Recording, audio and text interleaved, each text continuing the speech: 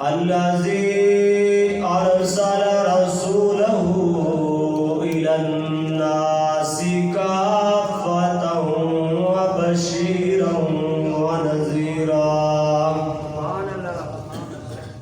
صلى الله تعالى عليه وعلى آله وصحبه وسلم تسليما كثيرا كثيرا.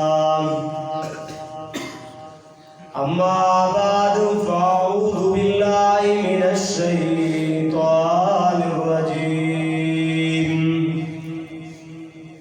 بسم الله الرحمن الرحيم. كتب عليكم القتال وهو كره لكم وعسى أن تكرهوا شيئا وهو خير لكم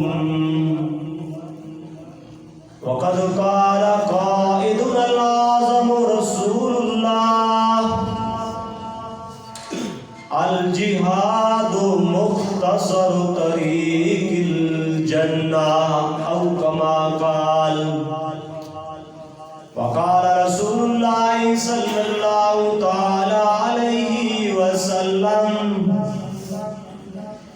إذا تركتم الجهاد فسلط الله عليكم الذلة. رواه البخاري. وقال رسول الله صلى الله عليه وسلم: اعلموا أن الجنة تحت ظلال السيوف. صدق الله مولانا العظيم وصدق رسوله النبي الكريم ونحن على ذلك لمن الشاهدين والشاكرين والحمد لله رب العالمين. واجب الاحترام عزیز بھائی اور دوستو، سب سے پہلی بات کہ استاد محترم تقریباً 1.5 گھنٹہ ہو گیا روانہ ہو گیا تھے میوالی سے، لیکن ان کو راستہ بھول گیا تھا. وہ سی پیک پہ جا رہے تھے تو تھوڑی دیر لگے گی انشاءاللہ وہ پہنچنے والے ہوں گے. ہم نے اس کو بتایا کہ کنڈل سے پھر اس روڈ پر آ جاؤ، میوالی روڈ پر. تو وہ کنڈل روڈ پر پھر سی پیک سے اتر گئے. آپ ذوق اور شوق سے بیٹھیں، چند باتیں عرض کرتا ہوں، انشاءاللہ وہ جلد پہنچ جائیں گے. میں نے جو آیت کریمہ تلاوت کی ہے سورۃ بقرہ سے. سورۃ بقرہ قرآن کریم کی ایک طویل اور لمبی سورت ہے. علماء نے لکھا ہے کہ اس سورت میں 2000 سے زائد مسائل اللہ تعالیٰ نے بیان فرمائے ہیں. سورۃ بقرہ جس کو اردو میں آتی وہ ہاتھ کھڑا کرے. یا میری تقریر کا ذوق خراب کرنا ہے تو پھر سرائکی میں بولتا ہوں، مجھے سرائکی میں تقریر کرنا آتا نہیں ہے، سوچ سوچ کے بولنا پڑتا ہے. 2000 مسائل سورۃ بقرہ میں بیان ہوئے، اور حدیث میں آتا ہے کہ سورۃ بقرہ ایک قرآن کی کوہان ہے، جس طرح اونٹ کی کوہان ہوتی ہے. لیکن اگر سورۃ بقرہ کا خلاصہ سمجھیں تو سورۃ بقرہ میں اللہ تعالیٰ نے 4 مسئلے بیان کیے. کتنے مسئلے بیان کیے؟ 4 مسئلے اللہ نے اس سورت میں بیان کیے. پہلا مسئلہ ہے التوحید، دوسرا مسئلہ ہے الرسالہ، تیسرا مسئلہ ہے الجہاد فی سبیل اللہ، چوتھا مسئلہ ہے الانفاق فی سبیل اللہ. کتنے مسئلے ہیں؟ 4 مسئلے. پانی کے گلاس لے آئے. یہ سورۃ بقرہ کا خلاصہ یاد کرو. پہلا مسئلہ ہے لا الہ الا اللہ. اس پر اللہ تعالیٰ نے عقلی نقلی سماوی ارضی علوی سفلی دلائل قائم کر کے یہ مسئلہ منوایا کہ لوگوں اس بات کا یقین رکھو کہ اللہ کے سوا الہ کوئی نہیں ہے. یہ پہلے سپارے کے آخری آیات تک یہ مسئلہ جاتا ہے. پھر دوسرا مسئلہ شروع کیا رسالت کا اور اس کی بنیاد شروع کی ابراہیم علیہ السلام سے اور مختلف دلائل کے ساتھ اللہ تعالیٰ نے یہ بات منوائی کہ محمد مصطفیٰ میرا سچا رسول ہے, اس کو رسول مانو. اور پھر اس پہلے حصے میں سورت کے 2 حصے ہیں. یہ جو لا الہ الا اللہ اور محمد رسول اللہ یہ 2 مسئلے بیان کیے. پھر ان 2 مسائل پر جتنے مشرکین کے شبہات تھے, جتنے ان کے اعتراضات تھے, ان سارے شبہات کا, ان سارے اعتراضات کا اللہ نے جواب دیا. اور جب شبہات دور ہو گئے, اعتراضات دور ہو گئے, دلائل کے ساتھ لا الہ الا اللہ کا مسئلہ واضح ہو گیا, دلائل کے ساتھ محمد رسول اللہ کا مسئلہ واضح ہو گیا, پھر فرمایا کہ اب لا الہ الا اللہ محمد رسول اللہ اس میں شک کی کوئی گنجائش نہیں بچی. ڈنکے کی چوٹ پر یہ مسئلہ واضح ہو گیا کہ اللہ کے سوا الہ کوئی نہیں ہے, محمد مصطفیٰ اللہ کا رسول ہے. فرمایا اتنے دلائل دیے, اتنے دلائل دیے کہ ان مسائل کا انکار کی کوئی گنجائش نہیں. اگلا مسئلہ بیان کیا کہ اب بھی جو لا الہ الا اللہ کا منکر ہے, محمد رسول اللہ کا منکر ہے, اس کو اللہ کی زمین پہ رہنے کا کوئی حق نہیں. اس کے خلاف جہاد کرو اور اس کو اس سبھی ہستی سے مٹا کے رکھ دو. جہاد فی سبیل اللہ کا مسئلہ بیان کیا. پھر جہاد کے لیے چونکہ مال کی ضرورت ہوتی ہے تو انفاق کا مسئلہ بیان کیا کہ مال کو بھی اللہ کی راہ میں خرچ کرو. یہ 4 مسئلے اس صورت میں بیان ہوئے. پہلا مسئلہ لا الہ الا اللہ, اللہ کے سوا کوئی الہ نہیں. الہ کس کو کہتے ہیں؟ علماء نے الہ کے 4 وصف بیان کیے. پہلا وصف الہ کہتے ہیں القادر المطلق, ہر چیز پہ فل اختیار رکھنے والا, ہر چیز پہ کنٹرول رکھنے والا, ہر چیز کا مالک حقیقی, اس کو الہ کہتے ہیں. فرمایا لا الہ الا اللہ, آپ کو ماننا پڑے گا اللہ کے سوا پوری کائنات میں قدیر قادر مطلق, ہر چیز پہ قدرت رکھنے والا, ہر چیز پہ حقیقی ملک رکھنے والا اللہ کے سوا کوئی نہیں ہے. یہ مسئلہ آپ کو ماننا پڑے گا. اور اس الوہیت کا ایک خاصہ بیان کیا, اور وہ خاصہ یہ ہے کہ وہ ہمیشہ سے زندہ ہے, ہمیشہ سے زندہ ہے. اور جس پر موت آ جائے وہ الہ نہیں ہوتا, وہ الہ نہیں ہوتا. یہی صفت بیان کی. قرآن کریم کو دیکھو, قرآن کریم میں اللہ نے کئی مقام پہ الوہیت کی اعلیٰ صفات میں ایک صفت الحی کو بیان کیا. آیت الکرسی میں فرمایا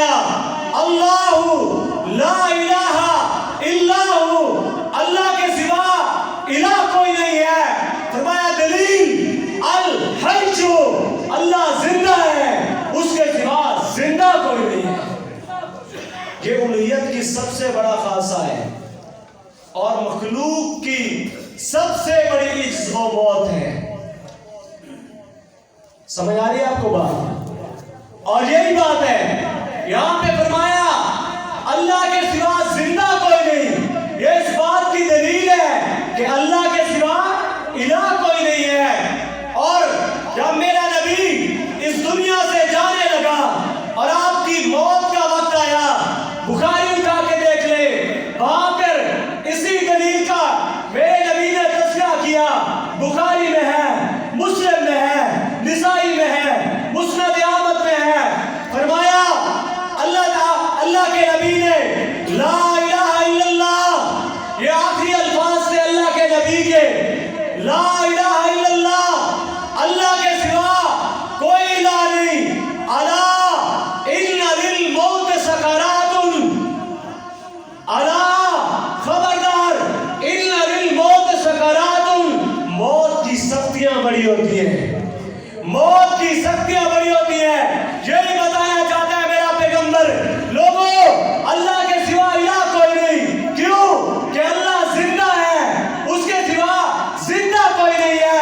اگر کوئی زندہ ہوتا تو پوری کائنات میں اللہ کے بعد سب سے افضل، سب سے اعلیٰ، سب سے اکبر ہستی وہ میری ہے، مجھ پر موت نہ ہوتی. لیکن آج میں محمد بھی موت کا جام پی رہا ہوں. آج میرے اوپر بھی موت آ گئی ہے. میں بھی موت کی سختی سے اپنے آپ کو نہیں بچا سکا. جب میں موت سے نہیں بچا، کوئی نہیں بچے گا.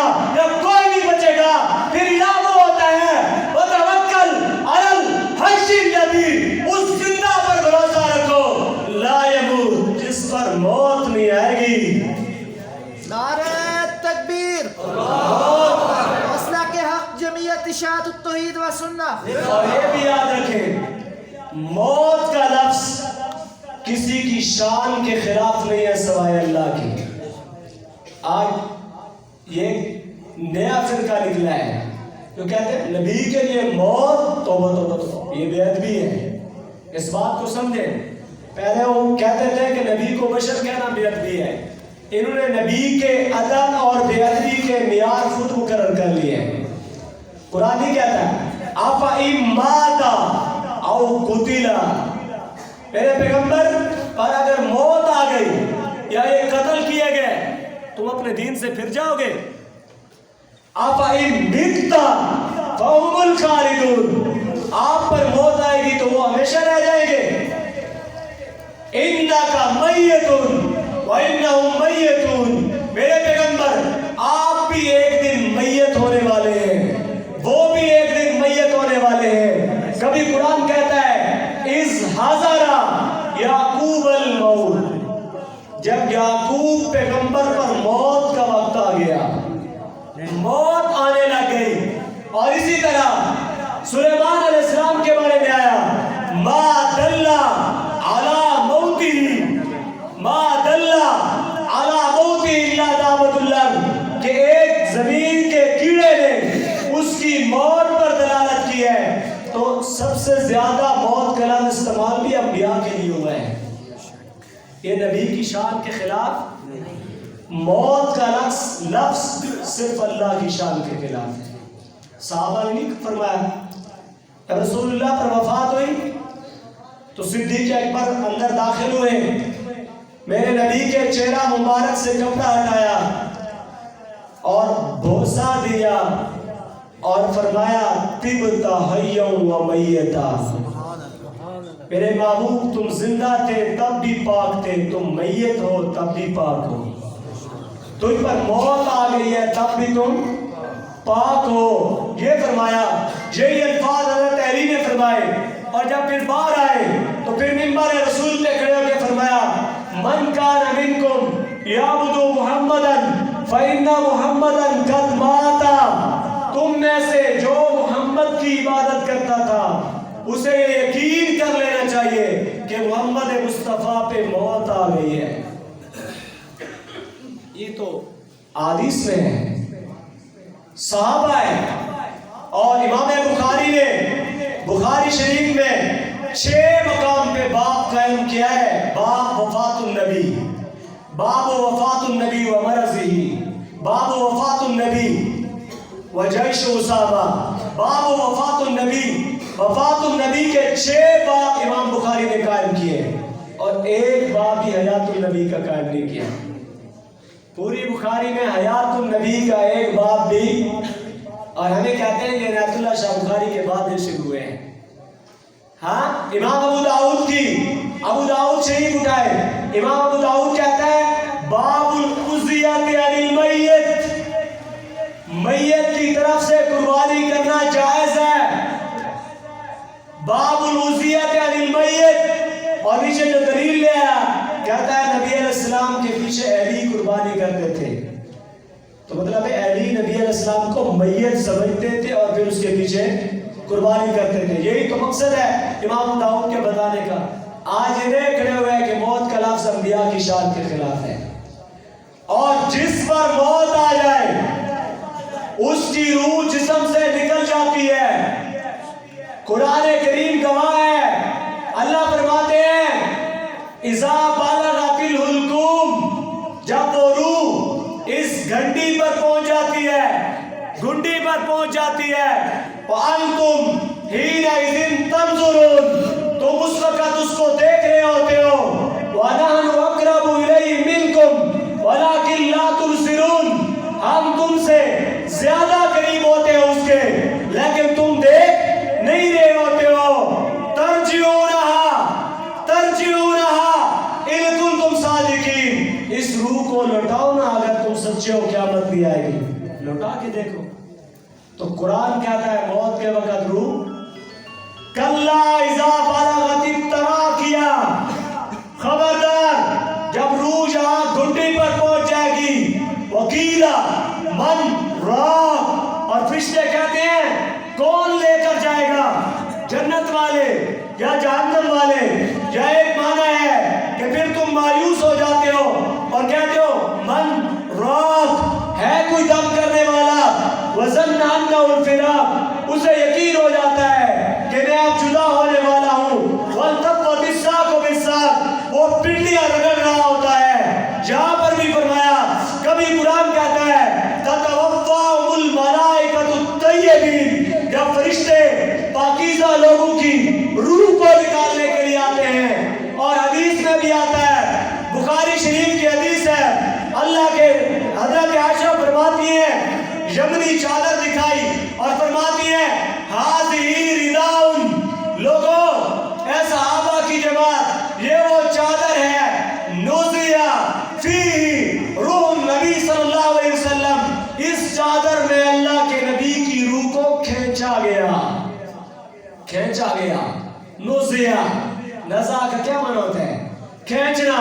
کبھی حدیث میں آتا ہے قبض روح نبی صلی اللہ علیہ وسلم، جب اللہ کے نبی کی روح کو قبض کیا گیا اس سے ایسی خوشبو آئی، سیدنا عائشہ فرماتی ہے ما شممتو قتل مثلہ قتل، میں نے ایسی خوشبو زندگی میں کبھی نہیں سونگھی۔ جب اللہ کے نبی کی روح مبارک نکلی تو اس سے جو خوشبو آئی۔ عبداللہ ابن مسعود سے پوچھا گیا مات رسول اللہ فائنہ ہوا، اللہ کے رسول پر موت آ گئی، وہ کہاں ہے؟ کالا فی الجنہ، کہاں ہے؟ اس نے کہا جنت میں ہے۔ تو موت کے وقت روح جسم سے نکل جاتی ہے، اور آگے سے پھر قرآن کہتا ہے فَيُمْسِكُ الَّذِي قَضَىٰ عَلَيْهِ الْمَوْتِ، اللہ جس پر موت کا فیصلہ کر لے، اللہ اس کی روح کو یمسک، روک لیتا ہے، قیامت کی صبح تک اس روح کو واپس نہیں آنے دیتا۔ 300 تفسیر اہل سنت کی اٹھاؤ، سارے مفسر کہتے ہیں یمسک کا معنی لا یردها الى البدن حتی ينفخ نفخۃ البعث، اللہ قیامت تک اس روح کو دوبارہ جسم میں نہیں آنے دیتا۔ اور اسی طرح موتا امام مالک میں حدیث ہے، اللہ کے نبی نے فرمایا نسمۃ المومن طیر یعلق فی شجر الجنہ، مومن کا روح جنت کے درختوں میں رہتا ہے، وہاں پہ کھاتا ہے، وہاں پہ پیتا ہے، وہاں رہتا ہے، حتی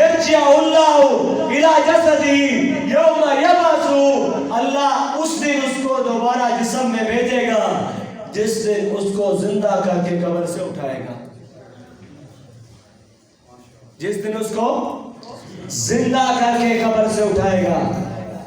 इस हदीस को कहते हैं सिलसिलतुज़्ज़हब, सोने की लड़ी।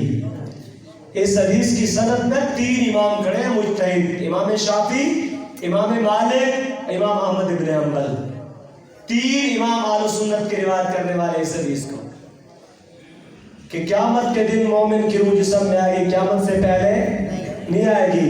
तो मैं ये कह रहा हूँ उलूहियत का सबसे बड़ा खासा है जिंदा मानना, कि वो हमेशा जिंदा है, उस पर बहुत। अगर कब्र वाले भी जिंदा पड़े हैं, अंबिया भी अपनी कब्रों में जिंदा है, नमाजें पढ़ते हैं, तो फिर हदीस में आता है जब तक एक मुसलमान जिंदा हुआ क़यामत नहीं आएगी। तो फिर नबी कब्रों में जिंदा है तो नबी से बड़ा मुसलमान कोई है? फिर ये तो क़यामत का इनकार नहीं हुआ, क़यामत से जान छूट गई, क्योंकि एक मुसलमान भी जिंदा हुआ क़यामत कायम नहीं होगी।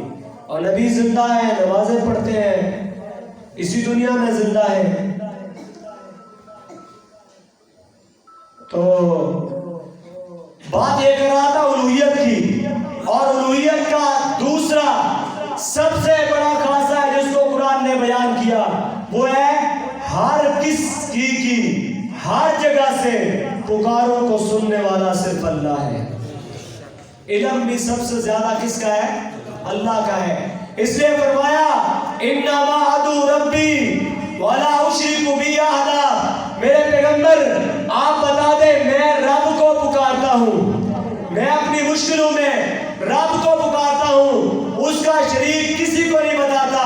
कभी कुरान कहता है ला तदू मअल्लाहि इलाहन आखर, अल्लाह के साथ किसी को मत पुकार। कभी कुरान कहता है कि वमन अज़ल्लु मिम्मन यदऊ मिन दूनिल्लाह, दुनिया में सबसे बड़ा काफिर, सबसे बड़ा गुमराह वो है यदऊ मिन दूनिल्लाह, अल्लाह के सिवा जो उनको पुकारता है, ला यस्तजीबु लहू इला यौमिल क़ियामा, जो क़यामत की सुबह तक जवाब नहीं दे सकते, क़यामत की सुबह तक जवाब नहीं दे सकते। वहुम अन दुआइहिम गाफिलून, वो इनकी पुकारों से बेखबर है। इधर कहा है कि दूर से पुकारे जो उनकी पुकारों से बेखबर है, जो करीब से पुकारे उनकी सुनते हैं। है? और किनको पुकारा गया बताओ? क्या नबियों को पुकारा गया या नहीं? वलियों, मरियम, ईसा अलैहिस्सलाम, उज़ैर अलैहिस्सलाम को पुकारा गया या नहीं? मिन दूनिल्लाह का लफ्ज़ अल्लाह के सिवा सबको शामिल है। अल्लाह के सिवा जो किसी को भी पुकारता है वो उसकी पुकार से क्या है? कहते नहीं ये दूर वालों के बारे में है। मैं कहता हूं आप इनसे पूछे कि मौत के वक्त रूह इस जिस्म से निकल जाती है, मौत के वक्त, और सुनने वाली चीज है जिस्म में रूह। सिर्फ जिस्म तो नहीं सुनता ना, क्या चीज है अंदर काम करती है? इस रूह की वजह से रूह जिस्म में 2 काम करती है, हयात भी और इदराक भी। जिस्म को जिंदा भी रखती है और इसी के जरिए जिस्म में देखना, सुनना, चखना, इदराक भी बाकी होता है। और वो रूह चली गई है जन्नतुल फिरदौस में। तो जन्नत दूर है या करीब है? तो आप जो मुर्दे का सिमा का कायल है, ये दूर के सिमा का कायल है या करीब के सिमा का कायल? हाँ, कहते हैं करीब से सुनते हैं। कुरान करीम में अल्लाह फरमाते हैं इन्नका ला तुस्मिउल मौता, मेरे पैगंबर तू मुर्दों को नहीं सुना सकता। मौता जमा मुअर्रफ बिल्लाह में है, आलाफ के कानून के मुताबिक जिस पर भी मौत आ जाए वो मौता का फर्द हो गया। कुरान कहता है जिस पर भी मौत आ जाए वो मौता का फर्द है, वो मैयत है। मेरे पैगंबर तू मैयत को नहीं सुना सकता, तू मुर्दों को नहीं सुना सकता। अब इसमें कुरान ने ये नहीं कहा इन्नका ला तुस्मिउल मौता इल्लल अंबिया, इन्नका ला तुस्मिउल मौता इल्लश शुहदा। कुरान ने ये नहीं कहा इन्नका ला तुस्मिउल मौता गैरल अंबिया, हम नबियों के सिवा औरों को नहीं सुना सकता, वलियों के सिवा औरों को नहीं सुना सकता। कुरान कहता है जिस पर भी मौत आ जाए आप उसको سنا سکتے. اب آپ کہتے ہیں کہ نبی اس آیت میں شامل نہیں، ولی اس آیت میں شامل نہیں. ہم کہتے ہیں اس کے لیے دلیل قطعی چاہیے، جو قیامت کی صبح تک تم ایسی دلیل نہیں لا سکتے. اور پھر کہتے ہیں یا الموتى سے مراد کافر ہے. الموتى سے مراد کیا ہے؟ کافر ہے. لیکن قرآن جھوٹے کو چھوڑتا نہیں ہے. ایک یاد رکھو، قرآن کا معنی جس نے بھی بدلا ہے، قرآن یا آگے سے پکڑتا ہے یا پیچھے سے پکڑتا ہے. قرآن باطل کو جانے نہیں دیتا. کہتا ہے موتى سے مراد کافر ہے. سورۃ فاطر آیت نمبر 22 میں جاؤ. ما انت بمسمع من فی القبور، میرے پیغمبر آپ قبر والوں کو نہیں سنا سکتے. قبر میں کافر ہوتے ہیں، مردے ہوتے ہیں. ادھر کہا موتى، کہتا ہے موتى سے مراد کافر ہے. ادھر قرآن کہتا ہے قبر والوں کو نہیں سنا سکتا. من فی القبور، اب قبر میں کافر ہے یا مردے ہیں؟ اور پھر کہتا ہے مولوی ڈنڈی بات ہے، کہتا ہے یہاں سنا نہیں سکتے، سنتے ہیں. آپ ایک بات بتائیں مجھے، میں آپ کو ایک بات نہیں سنا سکتا. یا میرے اندر کمزوری ہے یا آپ کے اندر کمزوری ہے، یہی مسئلہ ہے. یا میرے اندر سنانے کی طاقت نہیں یا آپ میں سننے کی طاقت نہیں. اب قرآن کہتا ہے میرے پیغمبر تو مردوں کو نہیں سنا سکتا. کیوں؟ ہم کہتے ہیں کہ کمزوری مردے کے اندر ہے، کیونکہ سننے والی روح تھی جو اس میں نکل گئی ہے. اب وہ بے جان ہے، بے جان نہیں سنتا. اور یہ کہتا ہے مردہ سنتا ہے لیکن تو سنا نہیں سکتا. اس کا مطلب ہے کمزوری نبی کے اندر ہے، جو آیا بھی سنانے کے لیے ہے. کمزوری نبی کے اندر باندھ رہا ہے. آپ اس کا اندازہ لگائیں. پھر آپ کہتے ہیں اگر تمہارے والا معنی کریں آپ سنا نہیں سکتے، سنتے ہیں، تو ذرا اگلا لفظ پڑھو نا، وَلَا تُسْمِعُ الصُّمَّ، میرا پیغمبر تو ڈورا کو بھی نہیں سنا سکتا. پھر معنی ہوگا تو سنا نہیں سکتا ایسے ڈورے سن دیں گے، یہ معنی بنے گا. آپ اردو کو سنا نہیں سکتے، سنتے ہیں، تو اگلے لفظ کا معنی کرو کہ آپ بہروں کو سنا نہیں سکتے، ویسے بہرے سنتے ہیں. اگلی آیت کا معنی کرو آپ اندھوں کو دکھا نہیں سکتے، ویسے اندھے دیکھتے ہیں. بہرے بھی سنتے ہیں، اندھے بھی دیکھتے ہیں. کتنا پیارا معنی ہے. ہاں پھر ہم کہتے ہیں کہ یہ معنی جو تو نے کیا کہ یا سوا کی نفی نہیں، سوا کی نفی ہے. ایک صحابی پیش کر جس نے یہ معنی کیا، آپ نہیں کر سکتے. ایک تابعی، ایک تبع تابعی اور ایک امام، 4 اماموں میں ان کا کوئی ایک شاگرد پیش کر جس نے یہ معنی کیا. کہتا تو یہ ارشاد والے قرآن پڑھتے ہیں، معنی اپنی طرف سے کرتے ہیں. میں نے جو معنی کیا، میں یہ معنی پیغمبر کے صحابہ سے پیش کروں گا، پیغمبر کے گھر سے پیش کروں گا، پیغمبر کی بیوی سے پیش کروں گا، اور اس سیدنا عائشہ سے پیش کروں گا جس نے قرآن میرے نبی سے سیکھا ہے. میں کہتا ہوں ان آیتوں کا معنی ہے مردے نہیں سنتے. یہ معنی کیا سیدنا عائشہ نے جس نے براہ راست قرآن اللہ کے رسول سے پڑھا تھا. تو کہتا ہے اس آیت کا معنی نہیں ہے مردے نہیں سنتے. ہم کہتے ہیں معنی ایک تو نے کیا، ایک معنی میں نے کیا. اب میرا معنی امی عائشہ نے کیا ہے. عائشہ کو قرآن زیادہ آتا تھا یا آج کے مولوی کو قرآن زیادہ آتا ہے؟ بتاؤ. سیدنا عائشہ کو عربی زیادہ آتی تھی یا آج کے مولوی کو عربی زیادہ آتی ہے؟ سیدنا عائشہ صدیقہ یہ معنی کر رہی ہے. اور تمہاری طرح یہ گرنتو روایت میں نہیں، بخاری میں ہے، مسلم میں ہے، نسائی میں ہے، مسند احمد میں ہے. اور آپ کو بتاؤں یہ حدیث متواتر ہے. شاید آپ کو مولوی دھوکہ دے، شاہ نخبۃ الفکر اٹھا کے دیکھ، مقدمہ ابن الصلاح اٹھا کے دیکھ، تذکرہ قرطبی اٹھا کے دیکھ لے، اصول حدیث کی کتابیں اٹھا کے دیکھ لے. محدثین کہتے ہیں کہ بخاری کی نسبت امام بخاری تک یہ متواتر ہے. بخاری کی نسبت امام بخاری تک یہ متواتر ہے. بچہ جانتا ہے کہ بخاری شریف محمد بن اسماعیل بخاری کی کتاب ہے. جانتے ہیں کہ نہیں جانتے؟ یہ متواتر ہے. اور بخاری کی وہ روایات جس پر آج تک کسی نے جرح نہیں کی وہ روایات متواتر ہے. 90,000 محدث نے بخاری کی تصدیق کی لیکن جن روایات پر جرح نہیں کی کسی محدث نے وہ روایات بھی متواتر ہے. یہ حدیث متواتر ہے اور متواتر حدیث کا منکر مسلمان نہیں ہوتا. اور تیرے بزرگ سرفراز صفدر صاحب نے لکھا بریلویوں کے مقابلے میں یہ لینے اور دینے کے برتن جدا کیوں ہو جاتے ہیں. اس نے لکھا کہ جب کسی لفظ آیت کا معنی صحابی کر دے کسی آیت کا معنی صحابی کر دے اس کے مقابلے میں بڑے سے بڑا مفسر بھی آ جائے اس کی بات مردود ہوگی. اس کی بات ہم کہتے ہیں معنی سیدنا عائشہ کر رہی ہے. اعلیٰ تیرا مفسر کون ہے اس نے کیا؟ سدی صغیر اس نے یہ معنی کیا ہے. کذاب صحابہ کو گالیاں دینے والا. اور ادھر کہتا ہے صحابی کی تفسیر مرفوع حدیث کے حکم میں ہوتی ہے. اور یہی آتے بدر کے مقام پر جب میرے نبی نے بدر کے مردوں کو خطاب کیا تو صحابہ نے پیش کی یہی آیت حضرت عمر نے پیش کی اتنادیم بعد الصلاۃ اتنادیم وقت جیفو میرے پیغمبر اتکلم اجسادا لا ارواح فیہم اتکلم اجسادا وقد قال اللہ تعالی انک لا تسمع الموتى.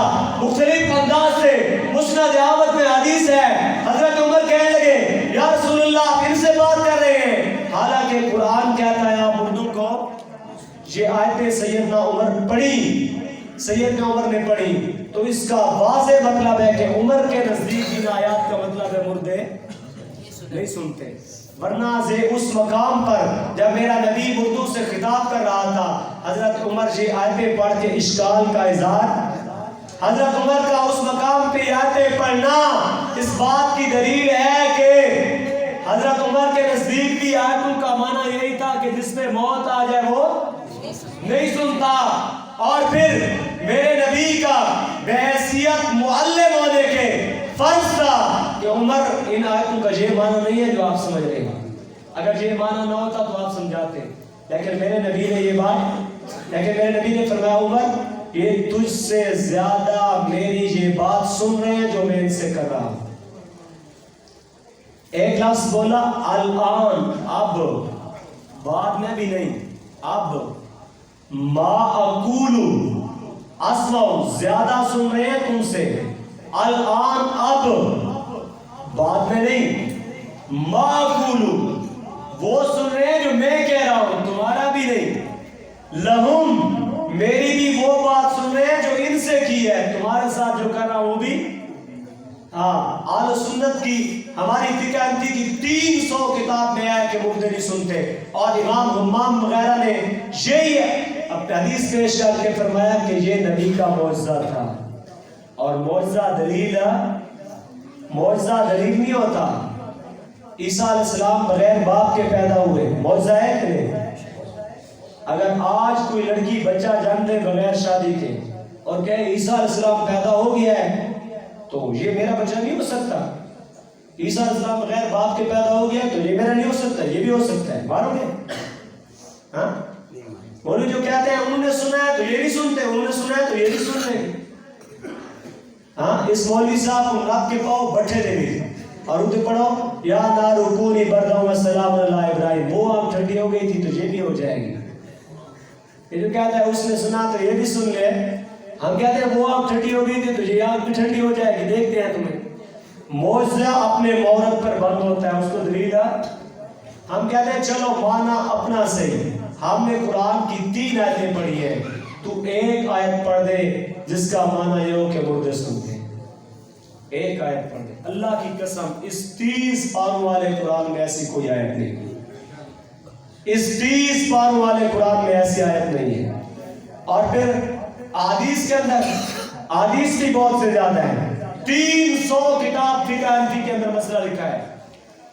300 کتاب میں کہ ایک آدمی کہتا ہے کہ میں نے زید کے ساتھ اگر بات کی تو میری بیوی طلاق ہو جائے گی. میں نے اگر کسی کے ساتھ فلاں آدمی سے بات کی تو میری بیوی طلاق ہو جائے گی. کہتا ہے اگر مرنے کے بعد اس کے جسم پر آ کر دفن کرنے سے پہلے اس کے جسم پر آ کے بات کرتا ہے اس سے دوباری طلاق ہوگی یا نہیں؟ ہمارے مذہب کی 300 کتاب میں لکھا ہے طلاق نہیں ہوگی. کیوں؟ وہ کہتے ہیں کلام سے مقصد ہوتا ہے سنانا اور سمجھانا، والموت ينافيه، اور مرنے کے بعد کوئی سنتا اور سمجھتا نہیں. لہذا طلاق یہ 300 کتاب ہمارے امام کی ہے. یہ پتہ نہیں کہاں سے مذہب آیا. اور علماء دیوبند پر آؤ، نفی سوائے موتا 45 علماء دیوبند کے دستخط ہیں اس کتاب پر. کتنے؟ 45 علماء دیوبند کے. اور اس کتاب میں صاف لکھا ہے کہ جس پر بھی موت آ جائے وہ آل دنیا کا کلام نہیں سنتا. اسی طرح فاتحہ کا صحیح طریقہ قاضی اسماعیل کی 41 علماء دیوبند کے دستخط ہے اس کتاب پر. اس میں بھی لکھا ہے کہ انک لا تسمع الموتى ما انت بمسمع من في القبور. یہ آیت نبی اکرم صلی اللہ علیہ وسلم کو بھی شامل ہے اور موت کے بعد وہ بھی نہیں سنتے. 45 اور 41 کتنے بنے؟ 46 علماء دیوبند کے دستخط ہیں. آؤ حضرت گنگوئی رحمہ اللہ، دیوبند کے سب سے پہلے معتمد حضرت گنگوئی رحمہ اللہ نے فرمایا، آپ اس کی کتاب لطائف رشیدیہ اٹھا کے دیکھ لیں، کوکب الدری اٹھا کے دیکھ لیں. رشید احمد گنگوئی فرماتے ہیں وَاسْتَدَلَّ بِهَذِهِ الْآيَاتُ الْمُنْكِرُونَ وَمِنْهُمْ عائشہ وابن عباس ومنه الامام الاعظم. اس آیت سے عدم سماع موتا پر استدلال کیا. ان میں سیدنا عائشہ ہے، ان میں ابن عباس ہے، ان میں امام ابو حنیفہ ہے. اور کہتا ہے ہمارا مذہب بھی یہی ہے کہ مرنے والا آل دنیا کا کلام نہیں سنتا، لہذا جو حدیث سننے کی ہے اس کے اندر تعویل کی جائے گی. یہ کون کہہ رہا ہے؟ رشید احمد گنگوئی رحمہ اللہ. جب آپ یہ پیش کریں گے نا تو آگے سے کہیں گے فتاوی رشیدیہ میں لکھا ہے کہ سماع موتا کا مسئلہ صحابہ کے دور سے اختلافی چلا رہا ہے. اس کا جواب بھی سنو. فتاوی رشیدیہ میں یہ مسئلہ لکھا ہے، لیکن مفتی محمد شفیع نے اپنے فتاوی کے اندر امداد المفتیین میں لکھا کہ فتاوی رشیدیہ میں جو سماع موتا کا مسئلہ لکھا ہے وہ غلط ہے. وہ رشید احمد گنگوئی کا مذہب نہیں ہے، وہ غلط طور پہ لکھا. اور اس کا مذہب وہ ہے جو اس کے شاگردوں سے فتاوی دارالعلوم دیوبند میں لکھا ہے، یا وہ جو الکوکب الدری میں لکھا ہے، لطائف رشیدیہ میں لکھا ہے. فتاوی رشیدیہ میں جو سماع موتا کا مسئلہ لکھا ہے یہ غلط ہے. یہ ان کے شاگرد مفتی محمد شفیع امداد المفتیین میں لکھ رہے ہیں. آؤ فتاوی دارالعلوم دیوبند کیا کہتا ہے؟ فتاوی دارالعلوم دیوبند میں 5ویں جلد میں کہتا ہے عدم سماع میت پر نسختی وارد ہے، مردوں کے نہ سننے پر نسختی وارد ہے. یہ فتاوی دارالعلوم دیوبند کہہ رہا ہے. دیوبند کا پہلا مفتی عزیز الرحمان دیوبندی کہہ رہا ہے. اور نسختی کا منکر کون ہوتا ہے؟ پوچھو ذرا علماء سے. اور 14ویں جلد میں مفتی عزیز الرحمان دیوبندی کہتا ہے یہ مسئلہ جان لے کہ قرآن کریم میں مردوں کے سننے کا انکار کیا گیا ہے. کون کہہ رہا ہے؟ فتاوی دارالعلوم دیوبند. یہ مسئلہ جان لے کہ قرآن کریم میں مردوں کے سننے کا انکار کیا گیا ہے. جب قرآن میں انکار کیا گیا ہے تو ہمیں انکار کرنا چاہیے یا اقرار کرنا چاہیے؟ انکار کرنا چاہیے نا. اور اسی طرح آپ دیکھیں جمال قاسمی میں قاسم نانوتوی فرماتے ہیں اگر امکان سماع مان لیا جائے، اتنا عقیدہ رکھے نا کہ ممکن ہے مردے سنتے ہیں، تب بھی اسلام کا فائدہ نہیں ہوگا. شرک کو قوت پڑے، شرک کو قوت ملے گی، شرک کا دروازہ کھلے گا. اور التکشف پہ اشرف علی تھانوی صاحب نے لکھا، فرماتے ہیں کہ جب شرک پھیل رہا ہو تو وہاں پہ سماع موتا کا انکار کرنا واجب ہے. جب شرک پھیل رہا ہو سماع موتا کا انکار کرنا واجب ہے. اشرف علی تھانوی صاحب لکھ رہے ہیں. اسی طرح شیخ زکریا فضائل اعمال والے وہ کتب فضائل پر اشکالات کا جواب اس کتاب میں لکھتا ہے کہ قرآن کریم میں مردوں کے سننے کا انکار ہے. یہی مذہب ابو حنیفہ کا ہے. تو کن علماء دیوبند کی بات کرتا ہے؟ نہ قرآن، نہ صحیح حدیث، اور نہ علماء دیوبند، نہ فقہ حنفی کے مذہب. شاہ صاحب تمام علماء دیوبند کے استاد ہیں. وہ میاں مسائل کے اندر لکھتے ہیں نصف اکثر فقہائے احناف سوائے موطا ثابت نیست. اکثر احناف کے فقہاء کے نزدیک مردو کا سننا ثابت نہیں ہے. شاہ صاحب نے لکھا. اسی طرح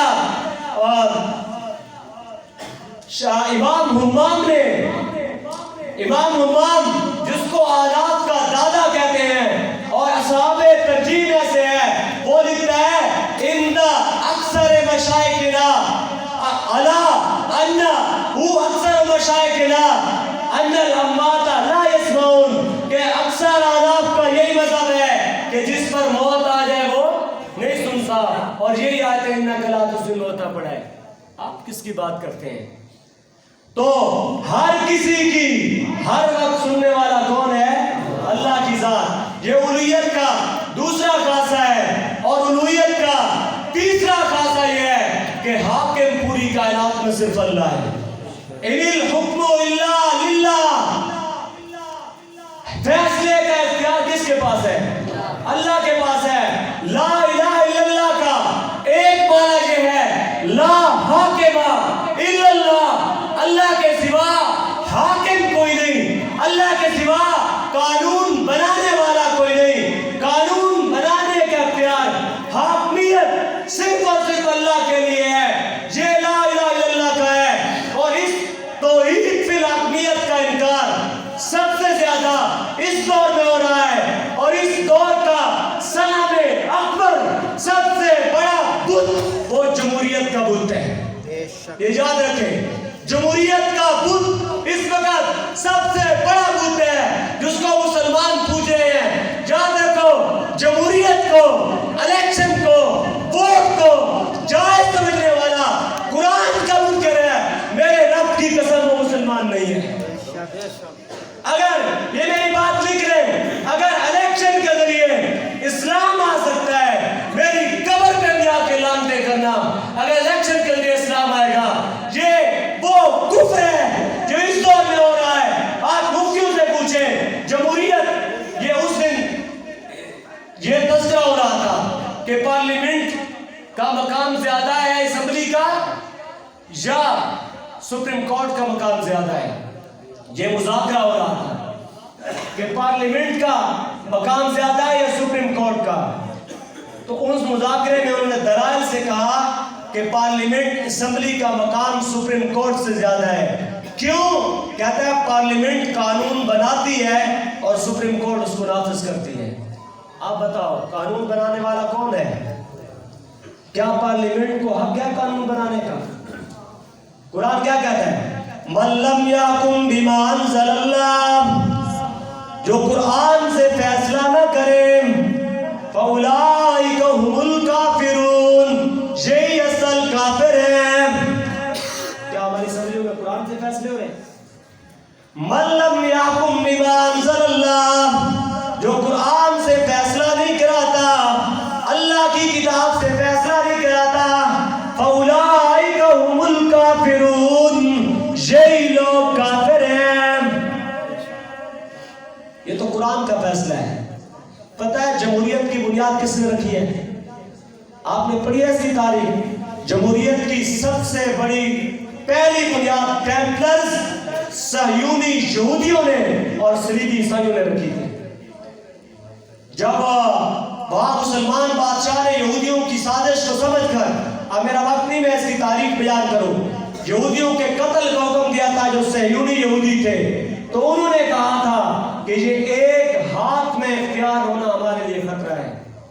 جب تک ایک بادشاہ کے پاس اختیار ہوگا ہم اپنے مشن میں کامیاب نہیں ہوں گے. انہوں نے جمہوریت کی بنیاد رکھی کہ فیصلے اکثریت کی بنیاد پہ ہوں گے. جب مختلف قسم کی بولیاں لگے گی تو ہماری آواز لگانے والا بھی کوئی نکل آئے گا. فیصلے کی بنیاد ہے اکثریت پر. ایک طرف 10 آدمی آ گئے کتا حلال ہے, دوسری طرف 9 ہے کتا حرام ہے. تمہاری اسمبلی کیا کہے گی؟ کتا حلال ہے, یہی قانون پاس کرے گی نا, کیونکہ فیصلہ اکثریت پہ ہونا ہے. اور اکثریت قرآن کہتا ہے اکثرهم لا یعلمون, اکثر علم نہیں رکھتے, اکثرهم لا یشعرون, اکثر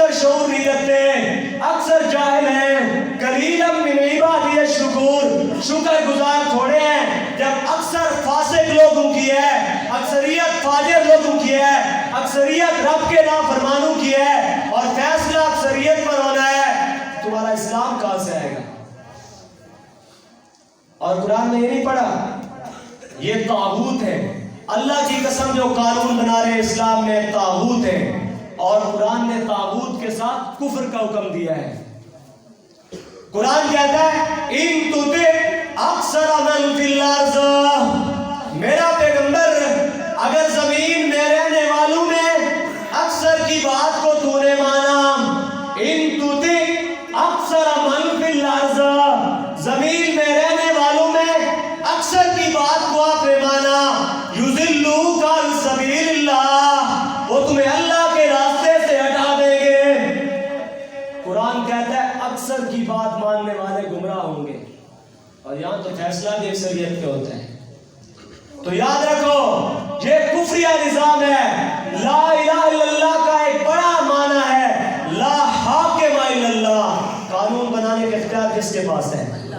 اللہ کے پاس ہے، اللہ کے علاوہ کوئی قانون بنانے والا نہیں ہے۔ اسی طرح دوسرا یہ الوہیت آگے بیان کیا مسئلہ رسالت کو، اور پھر کہا کہ محمد مصطفیٰ میرا سچا رسول ہے، خاتم النبیین ہے۔ اس کو تفصیل سے بیان کرنے کے بعد فرمایا جو لا الہ الا اللہ محمد رسول اللہ کا منکر ہے ان کے خلاف جہاد کرو، اور یہ جہاد بھی اس امت پر فرض ہے۔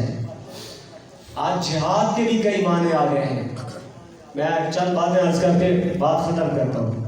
جہاد، کراچی میں بڑے بڑے بینر لگے ہوئے ہیں، مچھر کے خلاف جہاد، گندگی کے خلاف جہاد۔ یہ جو میں نے آج پڑھی اللہ کو پتا تھا شیاطین نے جہاد کا معنی بھی بدلنا ہے۔ جہاد کا ایک ہی معنی ہے اسلام میں، اور وہ ہے اللہ کے راستے میں قتل کرنا، اللہ کے راستے میں قتل کرنا۔ جہاد کا ایک ہی معنی ہے اللہ کے راستے میں قتل کرنا۔ قرآن کہتا ہے کتب علیکم القتال، تم پر قتل کرنا فرض کیا گیا ہے۔ تم پر کیا چیز فرض ہے؟ بخاری شریف کی حدیث ہے، اللہ کے نبی نے فرمایا اذا ترکتم الجہاد فسلط اللہ علیکم الذلہ، جب تم جہاد کرنا چھوڑ دو گے اللہ تمہارے اوپر ذلت کو مسلط کر دے گا۔ آج مسلمانوں کی ذلت کی ایک ہی وجہ ہے، کس طرح نماز پڑھیں گے؟ نماز پڑھتے ہیں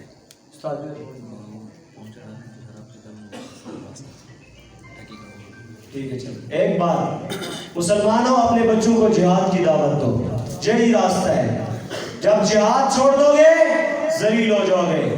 آج پوری دنیا میں مسلمان ذلیل ہے، اللہ کی قسم انہوں نے جہاد کو چھوڑ دیا ہے۔ میرے نبی نے فرمایا تھا کہ الجہاد ذروۃ الاسلام، جہاد اسلام کی کوہان ہے۔ آج نبی کا شان اس طرح بیان کیا جاتا ہے، ہم یہ سمجھتے ہیں جنہوں نے وضو نہیں کیا وہ وضو کر لیں، ہم یہ سمجھتے ہیں کہ جیسے کوئی میرا نبی صوفی تھا، سر پہ پگڑی ہوگی، کھوٹی ہوگی، ایک ہاتھ میں لوٹا ہوگا، تسبیح ہوگی، پھر رہے ہوں گے۔ یاد رکھو آج بھی روضہ رسول پہ میرے نبی کا ایک نام لکھا ہوا ہے، نبی السیف، تلوار والا نبی، نبی الملحمہ، گھمسان کی جنگوں والا نبی۔ اور میرے نبی نے 10 سال میں 80 جنگ لڑی ہے۔ کتنی جنگ لڑی ہے؟ 80 جنگ لڑی ہے۔ 27 غزوات ہیں، 27 جنگوں میں خود شریک ہوا۔ جو ایک سال میں 3 جنگیں لڑتا ہو وہ صوفی ہوگا نا؟ ہاں، کس طرح ہم نبی کی صفت کو لے کے جا رہے ہیں؟ کیا نبی کا یہ طرز تھا؟ میرے نبی نے فرمایا امرت ان اقاتل الناس، مجھے حکم ہوا ہے کہ میں اللہ کی راہ میں قتل کرتا رہوں، حتی یعبد اللہ فی الارض وحدہ، یہاں تک کہ پوری زمین پہ اللہ کی عبادت نہ ہونے لگ جائے۔ وجعل رزقی تحت ظل رمی، اللہ نے میرا رزق نیزوں کے سائے میں رکھا ہے۔ آج جو زمانہ آ رہا ہے یاد رکھو ہمیں جہاد سے دور کیا جائے، اور جو اگلا زمانہ آ رہا ہے اب اس پر میرا تقریباً 50 درس ہے اس عصر حاضر پر، وہ موجود ہے نیٹ پر، اگر کسی کو ضرورت تو دیکھ لینا۔ اپنے بچوں کو جہاد کی ترغیب دو، ایک ہی راستہ ہے ایمان بچانے کا، وہ جہاد ہوگا۔ تمہاری اولاد مجاہد بنے، تمہاری اولاد امام مہدی کے لشکر کے کمانڈر بنے۔ یہ مارنا مریضنا کچھ نہیں ہے، مرنا ہر حال میں ہے، لیکن اللہ اپنی اولاد کو جہاد کا راستہ سکھاؤ. یہی کامیابی کا راستہ ہوگا آخری زمانے میں. اللہ تعالیٰ میں عمل کرنے کی